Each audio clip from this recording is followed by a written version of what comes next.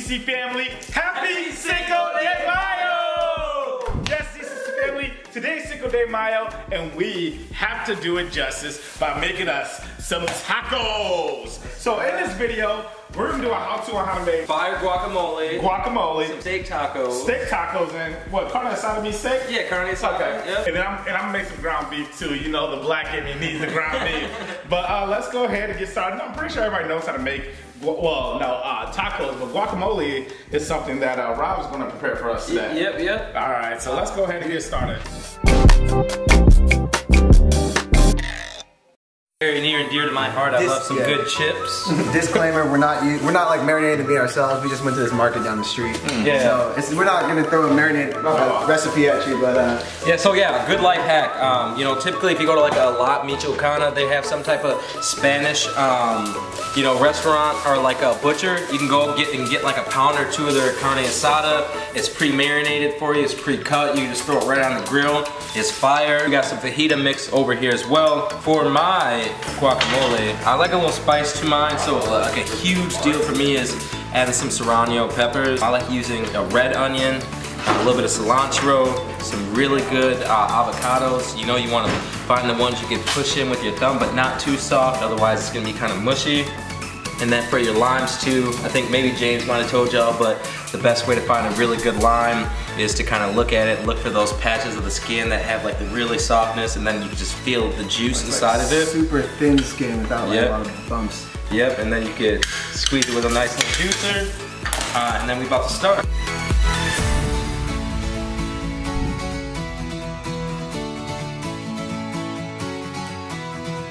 We got the cilantro, the onions in there, we got the peppers in there. We're about to throw some sea salt in there. We're about to throw that lime juice in there and get it right. But I always like to put not as much as I wish. So like usually I always put like, I cut up a whole onion, I cut up at least 2 or 3 peppers. You know, I put at least 4 avocados every single time. And then I use kind of like a bunch of cilantro just like to taste. But I never put over the amount. I always put under the amount that I am estimating that would taste good. That way you can go back and put more. You never want to put over, because you can't undo. You can't go in there and take out little pieces of onion, but you can add some onion. So always put under of what you think you'll need when you cook, and that'll give you a little leverage. And that's how you make guacamole.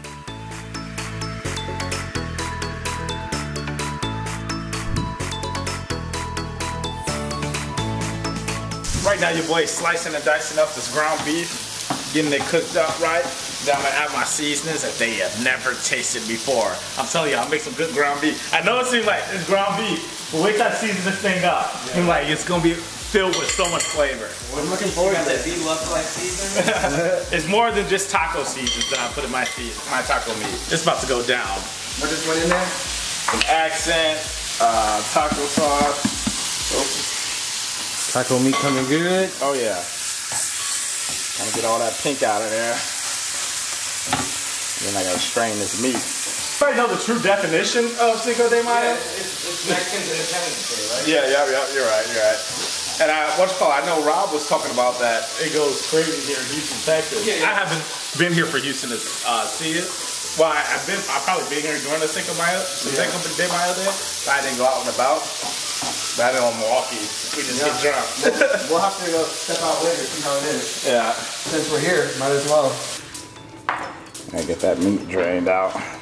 This is a piece of that. Dang, you got y'all whole scoops. Yeah. I'm not trying to get a little sample. Yeah, probably gotta just blow it off. That's some good meat flavor. Yeah, that's gonna be some good meat flavor. Hey, you done with that knife? Alright, ZCC family. One thing I'd like to add to my taco meat is corn. Now this is a struggle life hack. You know, in this case, if you don't have enough meat to go around, that corn can help fill it up. So now you got more meat to share with the whole family.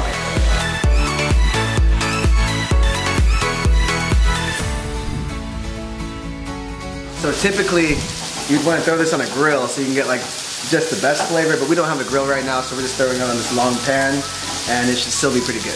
How do you celebrate Cinco de Mayo in Cali? Oh man, usually it's a lot of alcohol involved, to be honest. They always call it like Cinco de Drinko or Drinko.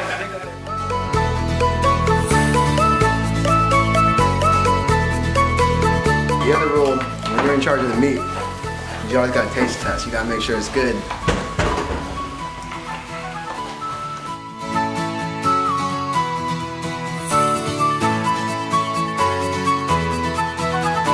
And this is how you celebrate Cinco de Mayo. What it is, ZCCCrew, it's your boy Zaddy Chunk Chunk, and we are back again with another video for you guys today. Happy Cinco de Mayo! Yes, ZCC family, today is Cinco de Mayo, and we decided to celebrate it with tacos. As you guys see, just a couple of seconds before, you saw how Rob gets down with making the guacamole, how I get down making the ground beef, and him cooking up the Carne Asada. Yes, sir. So we're gonna get a prayer, a thumbnail, and dive in. Father God, I want to thank you for this food that we're about to receive in our body, and I ask that you do please bless this food. In Jesus' name we pray, amen. Amen. Let's get a thumbnail. I hold up two tacos real quick. These boys. All right, and let's dive in, fellas. All right. This was very flavorful making it. Yeah. Because you got to cut a couple tastes in, and everything was tasting good. Oh, snap. Crunchy. I'm excited to try the one that he made. Can I try one of them? There's some of that salsa whenever you're ready. Yeah. Oh, this sauce is. This chili is good. I'm gonna pour some real quick. Yeah, for sure. Since I'm here. It is good. You tasted it? Yeah. Is it spicy? It's got a nice little kick. It's like the flavor is really good too. Though. Where's the flavor? Where's the flavor? Yeah, the flavor is what we're talking about. As you see, my boy's back. Ooh, my boy's back. You know who that boy is? That man, LeBron James. Oh, he's back? Oh, yeah, he is back. Yes, sir. How do you look on his first game? He's all right. You know, LeBron is. He said he doesn't think he'll ever be 100% again in his career. What? You see that? Yeah. One of them high ankle sprains. That's what it was? Yeah, those are difficult. I've had it. I had one of those too, and I'm like afraid to sprain my ankle every time I hoop now. You know, that's crazy. Yeah. But I still, at the end of the day, they'll probably make it to the finals. They'll be in there with the Nets, and I mean, the Nets is like they just got too crazy of a squad. They got them young fellas over there. You know, I just don't know how it's gonna happen. This tastes delicious. Yeah, I was gonna say I don't usually eat hard shell tacos. These are good. Oh, The spice level. I honestly never eat hard shell tacos. The spice level on that is crazy, but this is good too. Wow. This is nice, man. I've been sleeping on hard shell tacos. I mean, I probably will still prefer these once I start eating them, but this is good. Yeah, it tastes like you're eating a chip. With some meat between it. Yeah, man. I wish I would want some Tabasco sauce in here.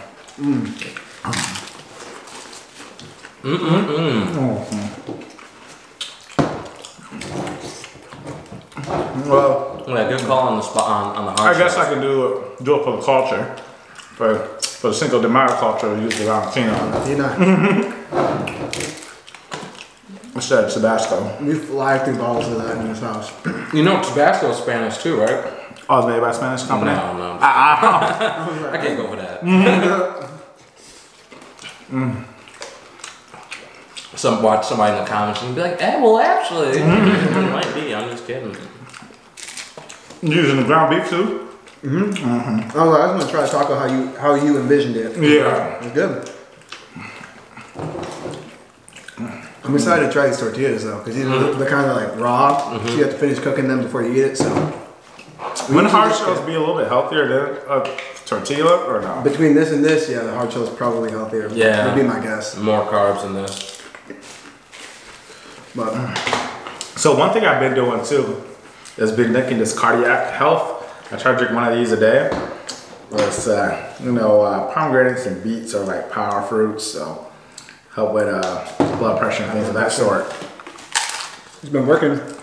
Now I gotta start buying some of those too. So the reason I put the corn in the meat, I just learned that from my parents to just help stretch the meat out, you know?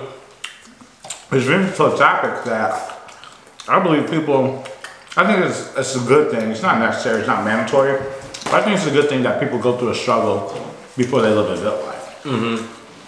What are your thoughts on that? Do you think it's necessary for someone to go through a struggle to No, I won't say necessary because it's not necessary, but do you think it's good? When you describe the good life, though, you say I think it's necessary for people to go through the struggle before they experience the good life. When I say the good life, I just mean where you have no worries. Good because it's not good life doesn't always mean rich. A lot of people think you gotta be rich to live a good life. I'm just saying where you don't have worries and not living check to check. You know? Mm-hmm.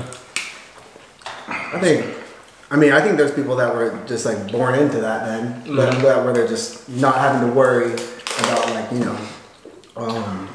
not having enough money to keep the lights on or not having food in the fridge and stuff like that. You know, it's crazy that my bad for cutting you. It's just like a weird thought. Growing up, I thought it was the normal thing to be having your lights off or to not be having food in the house. Or I thought everybody was dealing with this until I started going over to certain friends and they had another fridge in the garage with all the blue Gatorades and all the snacks. And I was like, I had no idea this was a thing. I thought everybody was struggling and we was in this struggle together. That's crazy, yeah. Refrigerator in the garage, that's how you knew you was on another level. But no, I believe it builds character, I believe it makes people to they are today, not doubting anybody who didn't go through struggle. That's funny. One thing I do get mad about was when people downplay someone because they didn't go through a struggle. Oh, yeah, like, right? It's not their fault that they did it, What? But unless they're being acting entitled and uppity, then of course they can go ahead and talk down on that.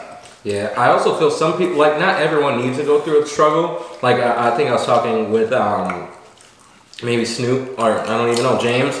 But like if you're a parent, you have two kids. One of the kids is just like the sweetest, nicest kid ever, and you notice that they just need a little push to do, accomplish what they want to accomplish. The other kid, lazy, rude, he might need a little whooping or something, Like everybody needs a different push in their life.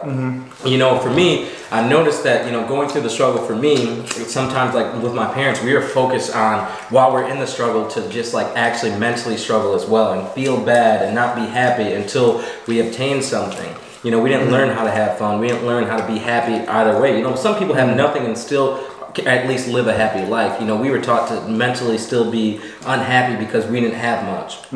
It took my entire life to find ways to deconstruct those values. And, as I became an adult and, I had, to get it how, start, gaining more, accomplishing more and doing more, I realize now how grateful I am to have the things I do. So, like struggling also provides like gratitude. So if in any way I think, people have to go through some type of struggle in order to, attain something, they really appreciate what they have. If you just have some, you don't realize how nice it feels to be rich. If every day is sunshine, you wouldn't realize how amazing the sun really is. It's like those rainy days. Imagine like winter. Winter in the Midwest, freezing. The second summer comes, we're like, it's a new life. It's crazy, and it's refreshing. And I think people should go through seasons. We're only humans.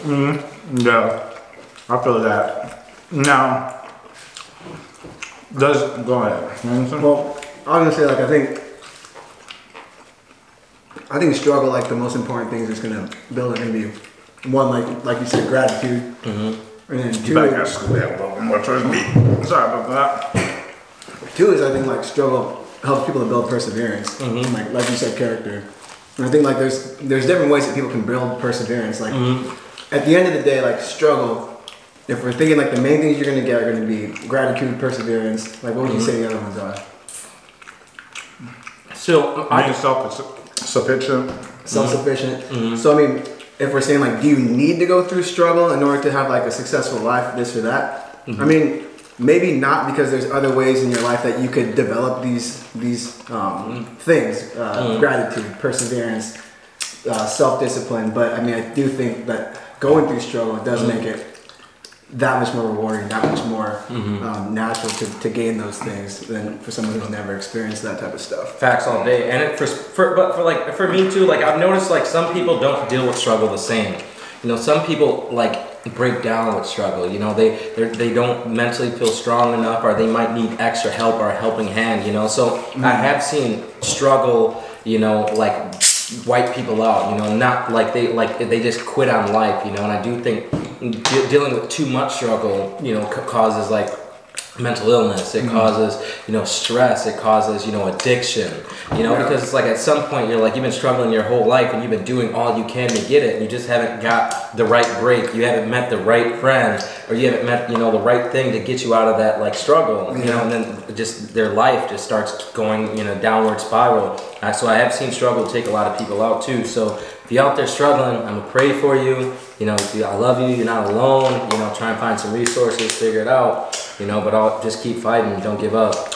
One thing I do like about struggle is, okay, let's say for someone who never went through a struggle, now they're at that point where they are struggling. They may not know how to cope with it if you have went through it before, you know? Which will put them in that super stressful situation like you're just speaking on, you know?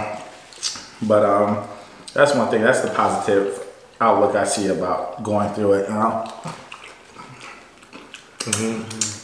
I hope someone has to go through it. So I don't think any of our kids will have to go through the struggle. Do you think, how are you going to find, what type of ways are you going to teach them, you know, struggle and perseverance? Big time through sports.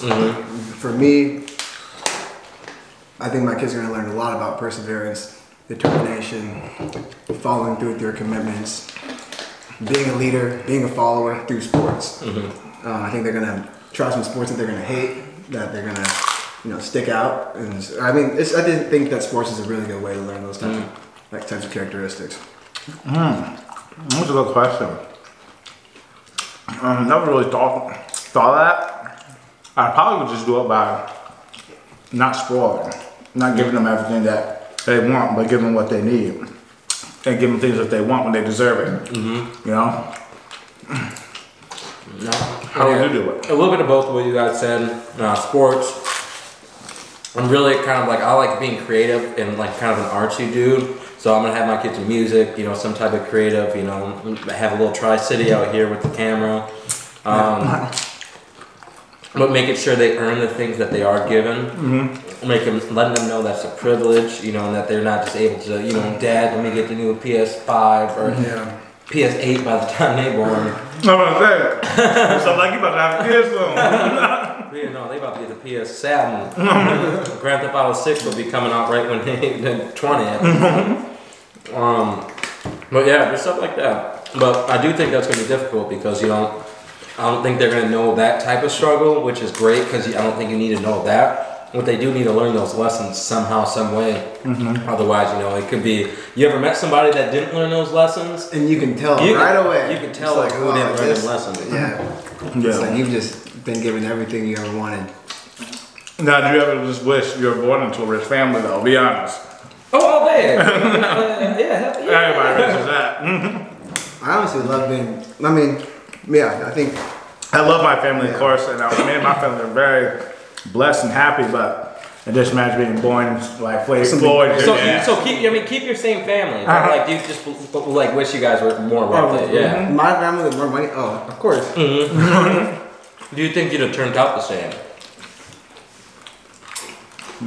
Yes, because I think my parents did a really good job of instilling like certain values and like certain habits. Like even if my family had a lot of money, I know with the way my mom's mind works, we'd still be like really frugal, like really like, you know, not like just super lax with spending and stuff. I think that's just part of who she is, and you know that kind of rubs off on me sometimes. Sometimes my dad rubs off on me too, where he's got like an infinity golf budget. So like sometimes I'll make those exceptions where like food. Food. We're always willing to spend money on food. Like so I think it just depends. Yeah. That's how my dad is too. Very frugal. You know, he has it but doesn't spend it. My mom was very smart with money too, but she'd definitely blow that sack. But she would not blow it if she knows she doesn't have to blow.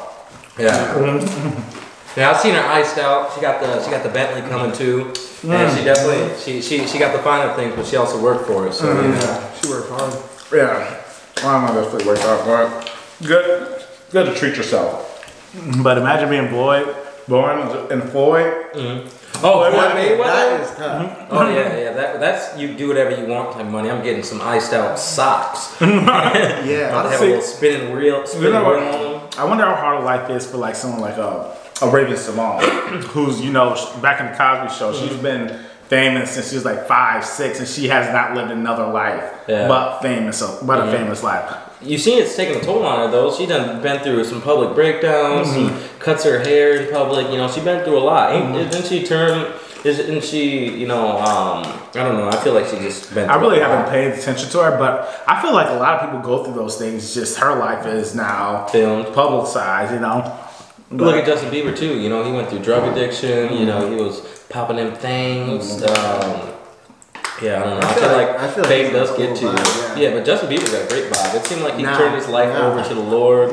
You know, he got a fine wife. Justin Bieber, when my YouTube come, I'm coming for you. What I was gonna say though is, do you think money can make you happy? Does money make happiness? I think to an extent. Yeah, to an extent, and I don't think if anybody says no, I think they lying. I do, because I guarantee you wouldn't want to be broke. Be out here broke and then try and be happy. But like, if we didn't live in a capitalist country. Sorry, I got like a chip in my mouth.